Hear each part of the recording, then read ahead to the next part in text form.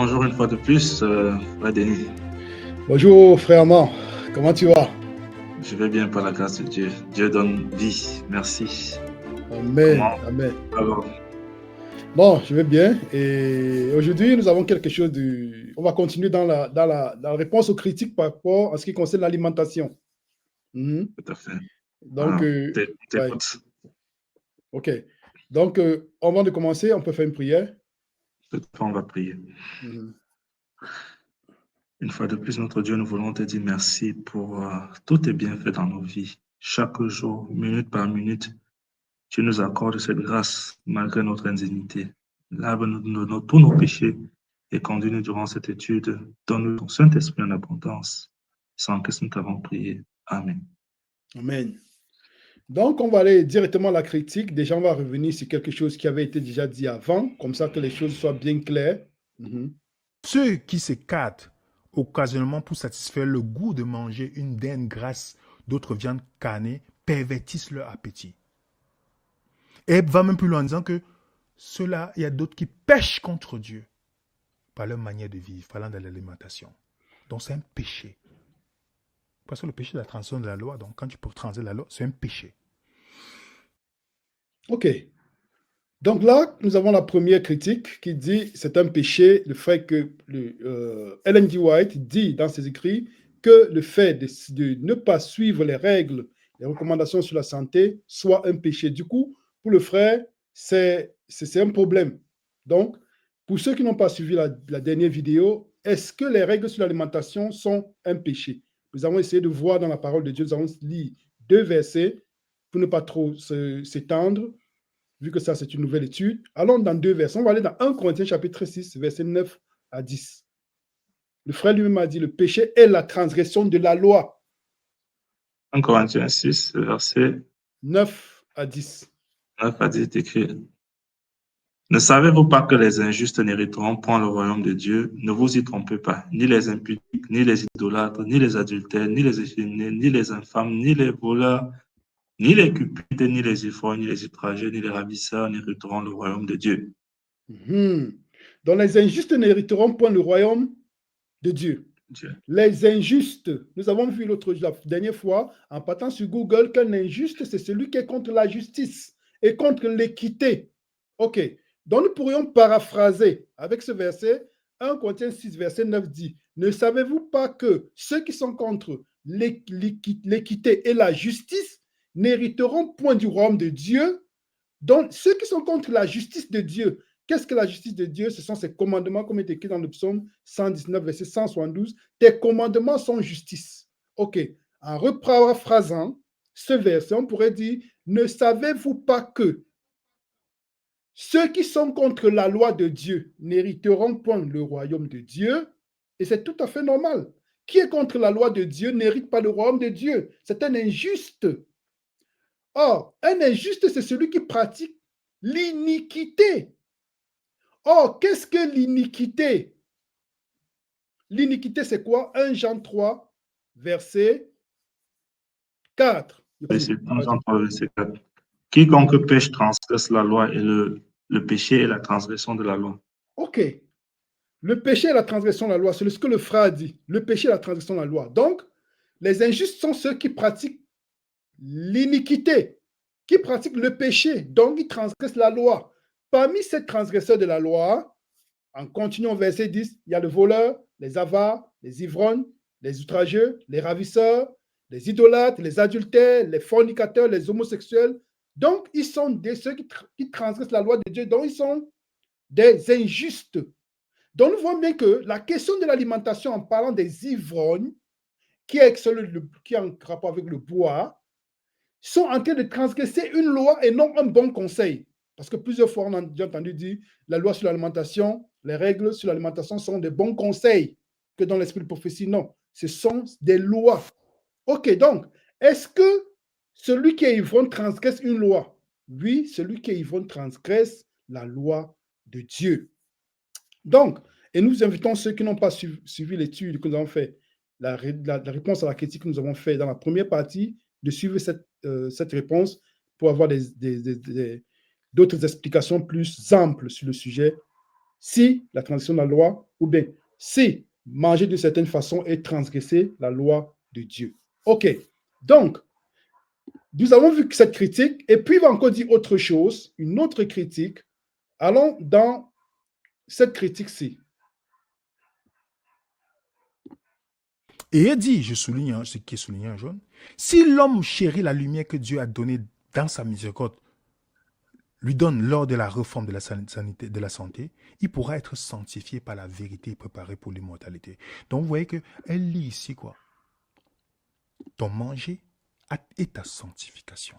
Est-ce biblique? C'est la question qu'on doit se poser objectivement. OK. C'est la question qu'on doit se poser objectivement. Est-ce que c'est elle seule, Ellen G. White, qui a mis en relation l'alimentation et la sanctification? C'est ce qu'on va voir dans la parole de Dieu. Allons ensemble dans Lévitique. Allons ensemble dans Lévitique chapitre 11. Lévitique chapitre 11, lisons ensemble les versets 43 à 44. Lévitique, chapitre 11, versets 43 à 44. 43, 44, il est écrit. Ne rendez point vos personnes abominables par tous ces reptiles qui rampent. Ne vous rendez point impurs par eux. Ne vous souillez point par eux, car je suis l'Éternel votre Dieu. Vous vous sanctifierez et vous serez saints, car je suis saint. Et vous ne vous rendez point impurs par tous ces reptiles qui rampent sur la terre. OK. Nous voyons bien que ce n'est pas Ellen G. White qui met la relation entre l'alimentation et la santé et la sanctification. Il dit bien. Parce qu'on peut se poser, on pourrait demander alors à Dieu, oui, OK, poser alors la question à Dieu. Pourquoi est-ce que tu mets la relation entre alimentation et la sainteté, ta sainteté? Il est saint. Il pourrait bien dire, OK, les animaux là, non, ça n'a aucun rapport avec moi. De toutes les façons, mangez ce que vous voulez. De toutes les façons, je suis Dieu. Mais il sait que la façon de s'alimenter, nous avons vu dans d'autres épisodes, pourrait empêcher à ce qu'il y ait une relation bien intime entre sa créature et lui qui est Dieu. Parce que ceci obnubule non seulement notre lobe frontal, mais nous met dans les conditions de pouvoir marcher, pas non selon la chair, non selon l'esprit, mais selon la chair. Parce qu'un certain type d'alimentation alimente notre lobe limbique, qui est le lobe des émotions. Donc, voyons bien le verset 44. Il dit, car je suis l'Éternel, votre Dieu, et vous vous sanctifierez, et vous serez saints, car je suis saint. Mais c'est là, c'est biblique. Il parle bien des animaux reptiles, des abominables qui rampent. Il parle des animaux impurs. Et puis, allons encore dans Lévitique chapitre 20, frère. Nous voyons si c'est Dieu qui parle. Lévitique chapitre 20, versets 25 à 26. Lévitique chapitre 20. 25, versets 25 à 26. C'est 25 à 26, c'est écrit. Vous observerez la distinction entre les animaux purs et impurs, entre les oiseaux purs et impurs, afin de ne pas rendre vos personnes abominables par des animaux, par des oiseaux, par tous les reptiles de la terre, que je vous ai appris à distinguer comme impurs. Okay. Vous serez saints pour moi, car je suis saint, moi l'Éternel. Je vous ai séparés des peuples afin que vous soyez à moi. Ok. Dieu lui-même fait la distinction. C'est clair, il a répété ici dans Lévitique chapitre 20. Il dit bien, il parle des oiseaux impurs, des oiseaux des reptiles abominables, des animaux abominables, des bêtes, des oiseaux. Donc, il fait bien. Ce n'est pas nous qui sommes en train de parler, c'est Dieu qui est en train de parler. Et le Dieu de l'Ancien Testament et le Dieu du Nouveau Testament et le Dieu du Nouveau Testament sont la même personne. C'est Jésus-Christ. C'est le je suis. Dans Exode chapitre 3, quand il dit à Abraham, à Moïse, va devant le peuple d'Israël pour libérer mon peuple, Moïse demande, quand ils demanderont qui m'envoie, il dit je suis. Et nous voyons bien comment est-ce que quand Jésus-Christ va parler avec les pharisiens, il va dire je suis. Et eux vont vouloir le lapider parce qu'ils ont compris le sens. Donc, Jésus-Christ de l'Ancien et du Nouveau, c'est la même personne. Ce n'est pas que Jésus-Christ dans l'Ancien, il est d'une façon, maintenant dans le Nouveau, il est d'une autre façon. Il apparaît maintenant sur un autre jour. OK. Donc, c'était pour faire la clarté sur la question de pur et impur. Et maintenant, sur la question, une autre question vient aussi à l'esprit, une autre critique. Et nous allons écouter un peu la critique en rapport avec Jésus-Christ. Manger le poisson. Dans Luc 24, il monte au ciel, il revient avec le corps. Il est monté au ciel. Il est revenu, il a pris le poisson, il a mangé avec eux. Vous comprenez? Donc si, ça veut dire que pour Ellen White, Jésus a péché. Celui qui mange, il a péché. La Pâque, est-ce que Jésus a mangé la Pâque? Il a mangé la viande. La Pâque, les Juifs mangeaient la viande. Qu'est-ce que les apôtres ont décidé de donner aux gens qui se posaient les questions quand il y a la discussion dans Actes chapitre 15? Qu'est-ce qu'ils ont dit? Ils ont dit quoi? C'est pourquoi je suis d'avis qu'on ne crée pas de difficultés à ceux des païens qui se convertissent à Dieu. Mais qu'on leur écrive de s'abstenir des souillures des idoles, de l'impudicité des animaux étouffés et du sang. Ils n'ont jamais dit que c'est quand vous allez manger la viande que vous êtes sauvé. Vous avez arrêté de manger la viande que vous êtes sauvé. Il n'a jamais dit ça. Jésus a mangé la Pâque. La Pâque, on mange la viande. Vous comprenez, les amis? Ok, nous comprenons. Parce que là, il dit, ce n'est pas parce que les Juifs et les disciples n'ont jamais dit que c'est en mangeant la viande que vous serez sauvés. C'est clair. Nous avons déjà bien expliqué pour qu'il n'y ait pas de malentendu. Parce qu'il y a tous les esprits qui vont sortir un peu de nulle part pour vouloir dire, nous faire dire ce que nous n'avons pas dit. Nous savons qu'il y a tout ce type d'esprit. Donc, c'est clair que... Et allons dans la Bible, frère. Allons dans la Bible, dans Éphésiens chapitre 2, verset 8. Afin de répéter ce que nous avons déjà dit, parce que c'est toujours bien de répéter. Éphésiens chapitre 2, verset 8. Chapitre 2, verset 8. Car c'est par la grâce que vous êtes sauvés, par le moyen de la foi, et cela ne vient pas de vous, c'est le don de Dieu. Ok. C'est par le moyen de la foi, c'est pas la foi que vous êtes sauvés, c'est pas le moyen de la grâce. Cela ne vient pas de vous, c'est le don de Dieu. Donc nous sommes sauvés par la foi. Mais ce qui démontre que nous avons la vraie foi, ce sont les œuvres qui viennent avec, comme Jacques va le dire. Donc, les œuvres, c'est quoi? C'est l'obéissance. C'est un peu comme il va citer l'exemple d'Abraham. Il dit, quand Dieu dit à Abraham de quitter son pays, Abraham obéit. Ce n'est pas ses œuvres que la foi d'Abraham fut rendue parfaite. Donc, nous sommes maintenant dans une question d'obéissance. Parce que nous ne sommes pas dans une question de il faut faire des choses pour être sauvé. Comme le frère a dit dans sa vidéo, les disciples n'ont pas dit qu'il fallait manger d'une certaine façon pour être sauvé. Non, les disciples ne l'ont jamais dit, ni les adventistes, ni les disciples l'ont dit. Mais il y aura toujours certains adventistes aussi. Parce que souvent, le frère cite certains pasteurs adventistes ou certaines personnes de renommée adventiste pour dire « Oh, ils me l'ont dit ». Ce n'est pas la référence. La référence, c'est c'est le pur message adventiste même. Ce n'est pas aller dire ceux qui sont allés citer ceux qui sont sortis un peu des rangs ou bien pour dire certaines choses, pour dire « Ok, voilà ce que l'adventisme enseigne ». Non. Donc, pour être bien clair, nous sommes sauvés par la foi. Mais ce qui démontre que nous avons la vraie foi, de que notre foi doit être basée sur la parole de Dieu, comme il est écrit dans Romains chapitre 10, verset 17, la foi vient de ce que l'on entend, mais ce que l'on entend vient de la parole de Dieu. Donc, pour que nous puissions démontrer que nous avons la vraie foi, ce que nous allons, notre action doit être en rapport avec le message de Dieu selon le temps dans lequel on se trouve. Parce que la parole de Dieu dit, Jésus-Christ va même pouvoir l'enseigner. Dans Matthieu chapitre 24, il va parler de deux types de serviteurs. Il y a le serviteur qui est obéissant et le serviteur qui n'est pas obéissant. Mais il dit bien, béni soit le serviteur qui est obéissant parce qu'il donne la nourriture de la saison en son temps. Il y a la nourriture d'une saison. C'est la raison pour laquelle, allons ensemble dans 1 Pierre, frère. Allons ensemble dans 1 Pierre, chapitre... Alors, avant d'aller dans 1 Pierre, allons dans Matthieu chapitre 24. Le verset que nous avons lu là, c'est bien, ça sera bien que ce soit gravé dans nos cœurs. Matthieu chapitre 24, lisons ensemble les versets 45 à 47. Matthieu chapitre 24. C'est 45 à 47. Quel est donc le serviteur fidèle et prudent que son maître a établi sur ses gens pour leur donner la nourriture convenable? Heureux ce serviteur que son maître à son arrivée faisant ainsi, je vous le dis en vérité, il l'établira sur tous ses biens. Amen. Donc, il donne la nourriture au temps convenable. Il donne la nourriture de la saison. Chaque saison a des fruits. Il y a des fruits de chaque saison. Donc, il donne la nourriture de la saison, la nourriture convenable pour la saison dans laquelle les disciples sont élus aussi.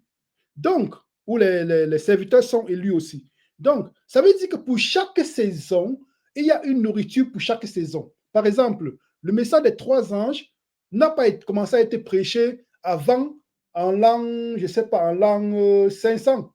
Non, le message des 3 anges, craignez Dieu, donnez-lui gloire, car l'heure de son jugement est arrivée, et en relation avec le jugement qui se passe pendant cette période dans laquelle nous sommes de Yom Kippour. On aura du temps de faire aussi une étude là-dessus sur les saisons et le ministère de Jésus en relation avec les fêtes hébraïques. Donc, dans quelle saison sommes-nous? Parce que dans le peuple hébraïque, il y avait les différentes saisons. Et il y avait des différentes fêtes. Si on va dans Lévitique chapitre 23, par exemple, nous voyons qu'il y a la fête des Pâques, la fête des prémices, la fête des pains sans levain, la fête de la récolte, la fête des tabernacles à la fin, la fête de Yom Kippour, la fête de la récolte. Jésus-Christ, quand il va aller au ciel, avant de se séparer des disciples, qu'est-ce qu'il va dire? Restez à Jérusalem parce que vous allez recevoir l'Esprit. Et il reçoit l'Esprit 50 jours après. Ça correspond à la fête des récoltes. Et nous avons 3000 âmes qui se sont baptisées ce jour-là. Donc, ça veut dire qu'il y a un temps dans la prophétie. Je vais partager avec vous. Je vais partager avec vous dans le sanctuaire, parce que le sanctuaire, pour ceux qui ont connaissance du sanctuaire, dans le sanctuaire, il y a des temps, il y a différents temps. Et le ministère de Jésus a trois étapes. Jésus-Christ sur la terre est dans le parvis. Jésus-Christ dans Apocalypse chapitre 2, Apocalypse chapitre 1, Apocalypse chapitre 8 est dans le lieu saint.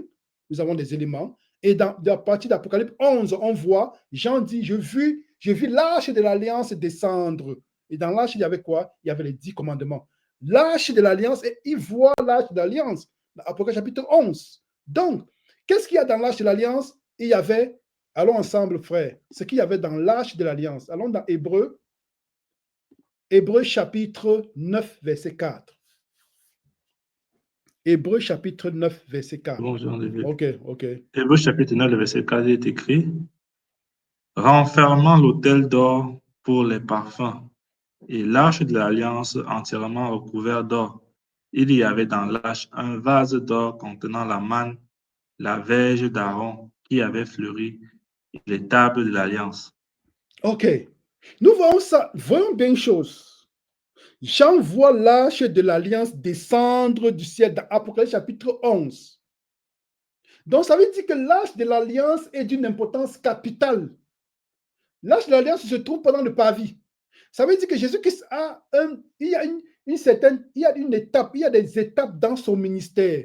Maintenant, cette étape dans laquelle, à quelle étape est-ce que nous nous trouvons par rapport au message que nous devons prêcher, par rapport à l'alimentation? Dans l'arche de l'alliance, il y avait, comme nous avons vu dans Hébreux chapitre 4, dans Hébreux chapitre que nous avons lu, Hébreux chapitre 4, nous voyons bien comment est-ce qu'il y avait l'arche. Dans l'arche de l'alliance, il y avait la manne.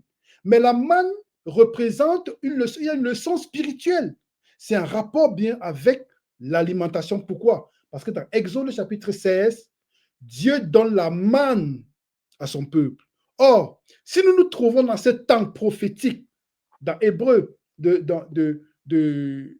temps de Yom Kippour, alors il faudrait que nous puissions nous comporter comme se comportaient les gens pendant le temps de Yom Kippour. Nous invitons les personnes à lire Lévitique chapitre 16 et Lévitique chapitre 23 pour voir comment est-ce que le peuple se comportait pendant le Yom Kippour. Pendant le Yom Kippour, le peuple jeûnait.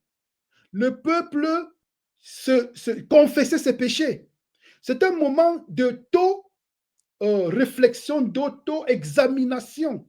Or, selon le temps prophétique et le calendrier hébraïque et du plan du salut, nous nous trouvons dans le temps, dans cette fête de Yom Kippour, parce qu'après la fête des récoltes qu'il y a eu dans Actes chapitre 2, il y avait la fête qui suivait, c'était la fête des trompettes. Après la fête des trompettes, c'était la fête de Yom Kippour, la fête des expiations. Donc, Du coup, c'est la raison pour laquelle Pierre va nous dire quelque chose de très important dans 2 Pierre chapitre 1, verset 12. Allons un peu dans 2 Pierre chapitre 1, verset 12. 2 Pierre chapitre 1, verset 12.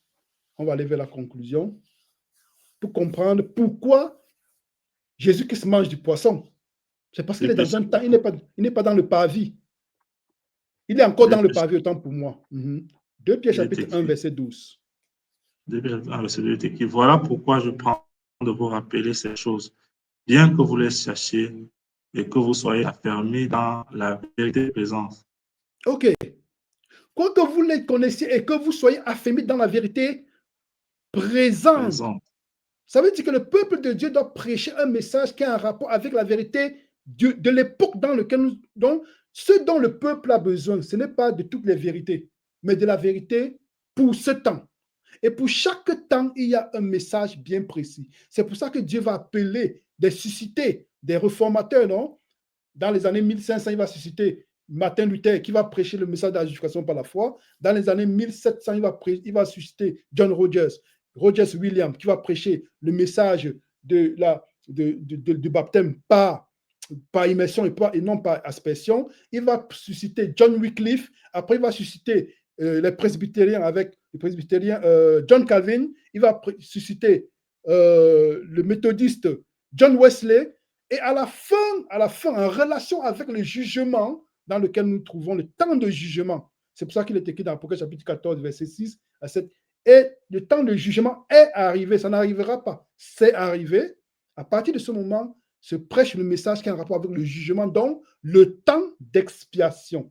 Et comment est-ce qu'on se comporte dans le temps d'expiation? C'est de pouvoir s'alimenter d'une certaine façon. Donc, le message ne peut pas être juste parce que sans la vérité sur le sanctuaire, les gens vont tomber dans la séduction. Ok, bon, Jésus n'a jamais demandé de manger, il a donné du poisson à ses disciples. Du coup, si on n'a pas la connaissance des temps, parce que Dieu veut que nous soyons comme le peuple, la tribu d'Issachar, ceux qui reconnaissaient les temps.